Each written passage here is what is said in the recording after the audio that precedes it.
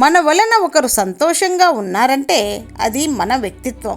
మన వలన ఒకరు బాధపడుతున్నారంటే అదే మన గుణం. ధనం ఉన్నప్పుడు అహంకారంతో జనాన్ని భయపెట్టి పొందే గౌరవం, భయాలు ధనంతో పాటే పోతాయి. అదే ప్రేమతో పొందే గౌరవం, భయభక్తులు ధనం పోయినా నిలిచి ఉంటాయి. విమర్శకుల విమర్శలను పట్టించుకోకండి. విమర్శకుడి గౌరవార్థం ఇంతవరకు ఎక్కడా శిలా విగ్రహం ప్రతిష్ఠింపబడలేదు. గొడ్డలి బంగారంది అయినా, వెండిది అయినా, ఇనుముది అయినా వేటు వేయక మానదు. లోహం మారినా గుణం మారదు. నీకు చెడు చేసేవాడు కూడా అంతే. ఎంత నవ్వుతున్నా, ఎంత మంచిగా ఉన్నా నీకు చెడు చేయక మానడు. వచ్చే ముందు ఎండ, సుఖం వచ్చే ముందు కష్టం, పౌర్ణమి వచ్చే ముందు అమావాస్య, చెక్కు మీద మన పేరు సంతకమయ్యే ముందు ఆకలి నకనకలాడిన పేగులు, ఇవే మన జీవితానికి తొలిమెట్లు. కాలుద్దని తెలిసి కూడా నిప్పుని పట్టుకోవడం, తప్పు అని తెలిసి కూడా చేయాలనుకోవడం రెండూ మూర్ఖుల పనే. మనం అలా ఉండకూడదు మిత్రమా. అవసరం ఉంటే అల్లుకుపోవడం, అవసరం తీరాక అవతలకు నెట్టివేయడం, ఇదే కొందరి నైజం. అందరి గురించి ఆలోచించే వాళ్ళు ఎందుకు పనికి రాకుండా పోతున్నారు. స్వార్థంగా బ్రతికే వాళ్ళు అంచెలంచెలుగా ఎదిగిపోతున్నారు. రాసిన అక్షరం తప్పైతే దాన్ని దిద్దవచ్చు, కానీ జీవితమే తప్పైతే దాన్ని దిద్దడం చాలా కష్టం. అందుకే మీ జీవితంలో వేసే ప్రతి అడుగుని ఆచి తూచి వేయండి. సమస్య వచ్చాక చూద్దామనేవాడు మూర్ఖుడు, సమస్య రాకుండా చూసుకునేవాడు సమర్థుడు. ప్రమాదమైన సింహాన్నే ప్రేమించు. ప్రమాదం లేదనుకొని నక్కలతో చెలిమి వద్దు. అసలు ప్రమాదం గుంటనక్కలతోనే.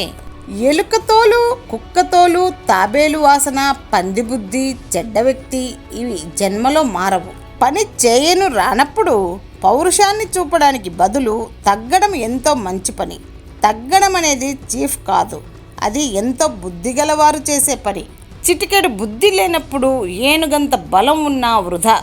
అలాగే మనల్ని కాపాడేది ఐశ్వర్యం కాదు, ఆత్మ సౌందర్యం అని తెలుసుకో. నిజాన్ని మార్చగలిగే శక్తి ఈ ప్రపంచంలో దేనికి లేదు, కానీ ప్రపంచాన్నే మార్చగలిగే శక్తి నిజానికి ఉంది. మీ చిరునవ్వు మీకు సానుకూల ముఖాన్ని ఇస్తుంది. అది మీ చుట్టూ ఉన్న వ్యక్తులను సంతోషపెడుతుంది. కోపం ఒక్క క్షణం ఉండి వెంటనే వెళ్ళిపోవాలి. ప్రేమ ఒక్కొక్క క్షణం చిగురుస్తూనే ఉండాలి. అప్పుడే బంధాలు కలిసుండగలవు. సంపాదన లేకపోతే నిన్ను కన్న తల్లిదండ్రులైనా, నిన్ను కట్టుకున్న భార్య అయినా నిన్ను లెక్క చేయదు. నిజం చెప్పాలంటే డబ్బు లేకపోతే నీవు ఎవరికీ అవసరం లేదు. నమ్మటానికి ఇది కఠినంగా ఉన్నా ఇది నిజం. మనుషులు 4 రకాలుగా ఉంటారు. క్రింద పడేవారు, పడాలని కోరుకునేవారు, పడితే చూసేవారు, పడితే సహాయం చేసేవారు. అదే పనిగా ఇతరులలోని ప్రతి అంశాన్ని, ప్రతి లోపాన్ని ఎత్తి చూపడమే వృత్తిగా పెట్టుకునేవాడు తనను తాను ఉద్ధరించుకోలేడు. వివాహాన్ని సుఖమయం చేసుకోవడానికి మీరెంత పొందికగా ఉన్నారనేది కాదు, పొందిక లేని విషయాలను మీరెలా సర్దుకుంటున్నారనేది ముఖ్యం. ఎంత ఎత్తుకు ఎదిగినా ఎప్పుడూ కొత్త విషయాలు తెలుసుకునే విద్యార్థిగానే ఉండు. అది నిన్ను మరింత ఉన్నత స్థానానికి తీసుకువెళ్తుంది. సమాజంలో 2 రకాల మనుషులుంటారు.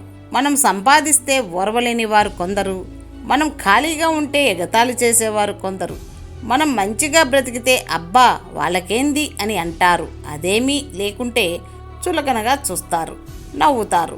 సంపద శాశ్వతం కాదు, మన జీవితం శాశ్వతం కాదు. శాశ్వతంగా నిలిచేది ఒక్కటే, అదే మన మంచితనం.